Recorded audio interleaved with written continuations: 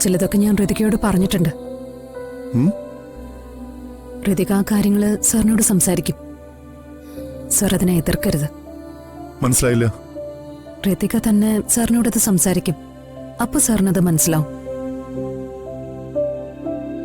പിന്നെ ഋതിക അത് സംസാരിക്കുമ്പോ ഋതികയെ പോലെ തന്നെ മറ്റൊരു മകളുടെ സ്ഥാനത്ത് നിന്ന് ഞാൻ സംസാരിക്കുന്നതായി സാർ കരുതണം. കാരണം അതെന്റെയും കൂടി ആഗ്രഹം.